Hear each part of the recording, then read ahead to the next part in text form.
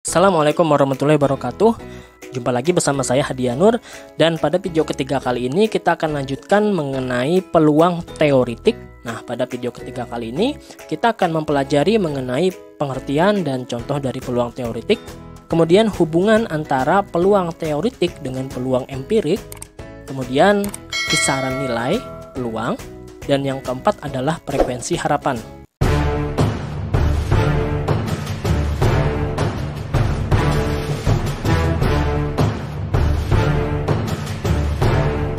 Pengertian dari peluang teoritik.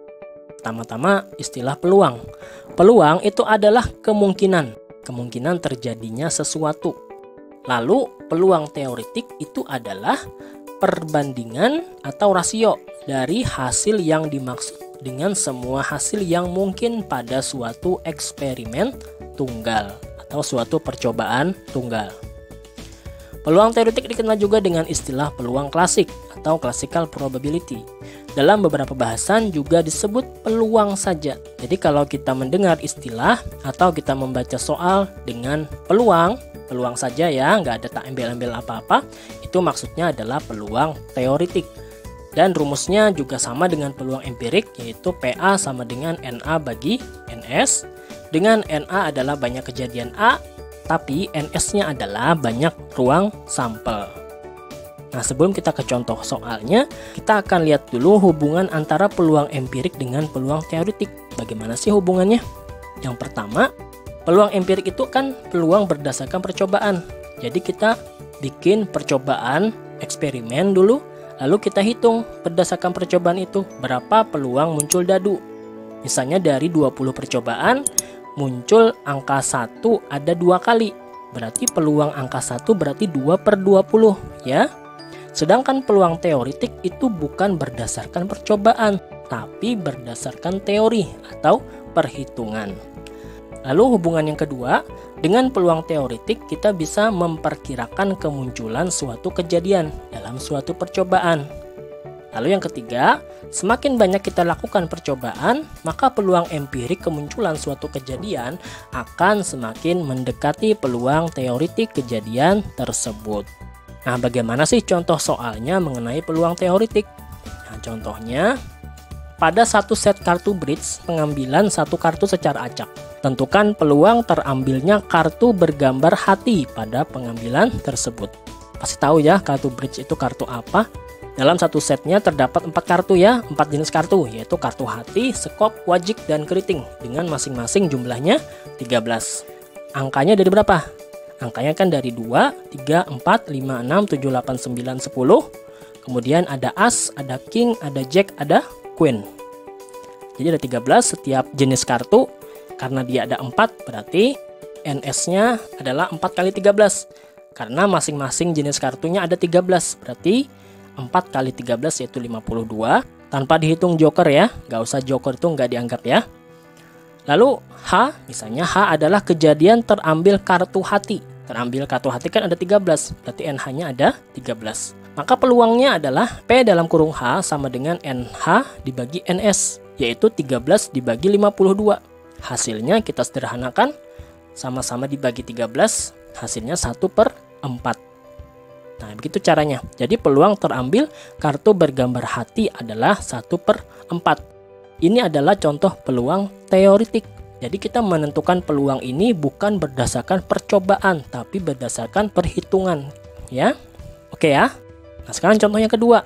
2 buah dadu dilambungkan bersama-sama sebanyak 1 kali. Hitunglah peluang muncul jumlah kedua mata dadu 8. Cara menyelesaikannya, ini sudah kita pernah bahas pada video yang pertama ya, mengenai ruang sampel. Ruang sampel kedua mata dadu dengan tabel itu seperti ini. Nah, jumlah kedua mata dadu 8. Berarti jumlahnya yang 8 yang mana? Yang ini. 2 tambah 6, 3 tambah 5, 4 tambah 4, 5 tambah 3, dan 6 tambah 2. Misalnya S adalah ruang sampel, sehingga NS adalah 36. A, kejadian muncul jumlah kedua mata dadu 8, sehingga NA ada berapa nih? Ada berapa kejadian? 1, 2, 3, 4, 5. Berarti ada 5. Maka peluang kejadian A itu adalah NA dibagi NS, yaitu 5 dibagi 36. Jadi peluang muncul jumlah kedua mata dadu 8 adalah 5/36. Oke ya, mudah sekali ya. Mirip-mirip caranya dengan peluang empirik. Perbedaannya kalau peluang empirik itu berdasarkan percobaan, berapa kali dilakukan pelemparan. Kalau ya peluang teoritik itu enggak ya. Oke, kita lanjutkan dengan kisaran nilai. Nilai peluang itu berkisar dari 0 sampai 1 loh. Jika peluangnya 0, berarti itu adalah suatu kemustahilan atau tidak mungkin terjadi. Jika peluangnya 1, berarti suatu kepastian terjadi atau pasti terjadi. Nah, kalau kita gambarkan garis bilangannya mulai dari 0, 1/4, 1/2, 3/4 sampai 1. Ini kalau kita lihat semakin ke kanan, semakin besar nilai peluangnya itu, maka kejadiannya adalah semakin mungkin terjadi. Kalau sampai ke angka 1 itu berarti pasti terjadi. Begitu juga sebaliknya. Kalau angkanya semakin kecil sampai 0, maka itu adalah tidak mungkin terjadi. Ini semakin ke kiri angkanya itu adalah kejadian itu semakin tidak mungkin terjadi. Oke. Komplement sekarang. Komplement kejadian A disebut kejadian bukan A atau disimbolkan dengan A, di atasnya ada huruf C atau A pakai tanda petik, dibaca A aksen. Besar peluang komplement kejadian A yaitu P dalam kurung A aksen adalah PA ditambah PA aksen. Itu sama dengan 1 ya. Jadi suatu kejadian A ditambah dengan komplementnya itu hasilnya adalah 1 atau pasti terjadi. Atau kalau kita pindah ruas kan bisa, peluang komplement kejadian A adalah 1 dikurangi peluang kejadian A. Misalnya A adalah kejadian hari ini hujan. Peluangnya 0,7. Misalnya PA sama dengan 0,7. Peluang hari ini hujan adalah 0,7. Maka peluang hari ini tidak hujan ya, simbolnya A aksen adalah 1 dikurangi peluang hujan, yaitu 1 dikurangi 0,7. Hasilnya 0,3. Nah, ini maksud dari komplement. Nah, supaya lebih memahami mengenai istilah komplement, kita akan lihat ke contoh soalnya. Contohnya seperti ini. Sebuah kantong berisi 6 bola biru, 12 bola hitam, dan 18 bola merah. Dari dalam kantong tersebut akan diambil sebuah bola secara acak. Tentukanlah A, peluang terambil masing-masing bola, kemudian yang B, peluang terambil bola selain hitam. Yang pertama, penyelesaiannya misalkan S adalah ruang sampel, kemudian B adalah kejadian terambil bola biru, kemudian H adalah kejadian terambil bola hitam, dan M adalah kejadian terambil bola merah misalnya.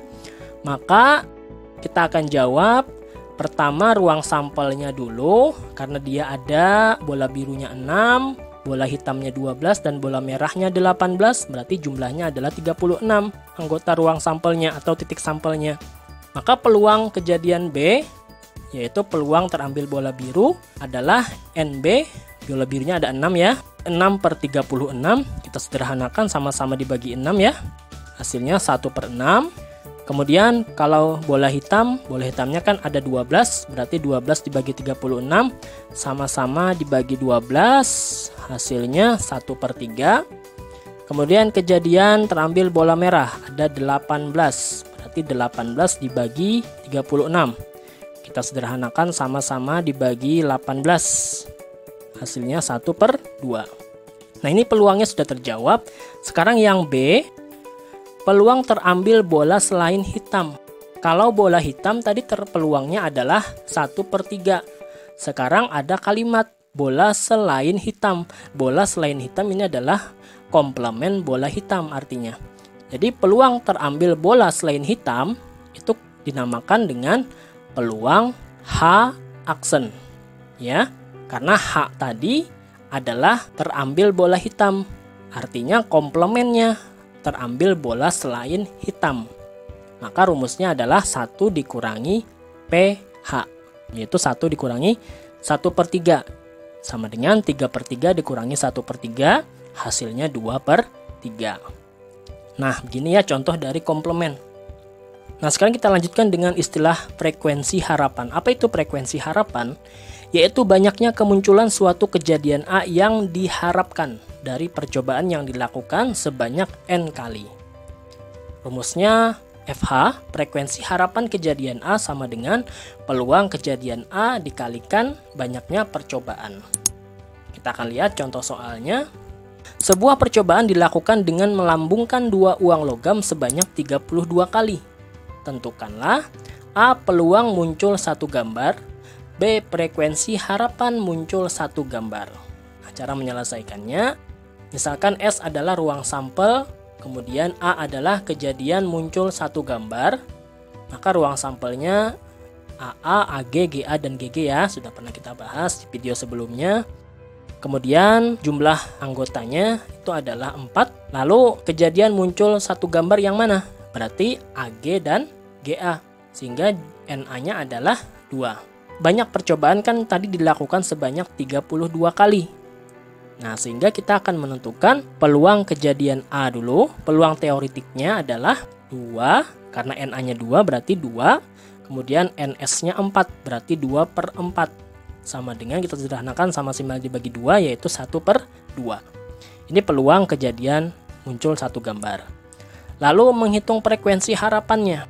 Nah, frekuensi harapannya berarti FH kejadian A adalah peluang kejadian A dikalikan banyak percobaan, yaitu setengah kali 32. Nah, ini bisa kita sederhanakan, hasilnya 16. Jadi frekuensi harapan muncul satu gambar itu adalah 16. Maksudnya dari 32 kali percobaan itu 16 kali diharapkan muncul sisi gambar. Nah, itu maksud dari frekuensi harapan. Nah, sekarang kita lanjutkan contoh berikutnya mengenai frekuensi harapan.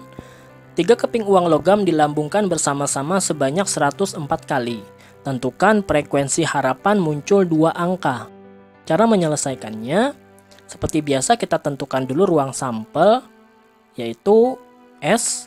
Kemudian jumlah anggotanya adalah 2 kali 2 kali 2. Kenapa? Karena di sini 3 uang logam. Uang logam kan sisinya ada 2. Yaitu 2 berarti 2 kali 2 kali 2 sama dengan 8. Kemudian kita bisa tuliskan lagi ruang sampelnya supaya bisa mendata yang mana saja yang dimaksud dengan muncul 2 angka. Seperti ini, AAA, AAG sampai GGG. Yang mana yang muncul 2 angka? Yaitu yang ini, kemudian yang ini, dan yang ini. Maka kejadian muncul 2 angka misalnya disimbolkan dengan A ya, adalah AAG, AGA, dan GAA. Ada berapa kejadiannya? Kejadiannya ada 3. Kemudian soal mengatakan bahwa percobaan dilakukan sebanyak 104 kali. Maka banyak percobaan simbolnya adalah N, itu adalah 104 kali. Lalu kita akan bisa menentukan frekuensi harapan. Karena nilai NA sama NS sudah diketahui, sudah kita dapatkan. Frekuensi harapan kejadian A sama dengan peluang kejadian A dikali N, yaitu NA dibagi NS, ya rumus peluang, dikalikan jumlah percobaannya 104. NA-nya adalah 3, NS-nya 8, yang ini ya. Jadi 3/8 kali 104. Nah, ini bisa kita sederhanakan, ini adalah 13. Ini 1. Berarti 3 kali 13 hasilnya adalah 39. Sehingga frekuensi harapan muncul 2 angka pada 104 kali percobaan adalah 39 kali. Oke ya, bisa dimengerti mengenai peluang teoritik. Terima kasih telah menonton video ini sampai selesai. Semoga bermanfaat dan bisa digunakan dalam menyelesaikan soal-soal lainnya. Jangan lupa like, komen, subscribe, dan nyalakan loncengnya, serta share jika video ini bermanfaat. Assalamualaikum warahmatullahi wabarakatuh.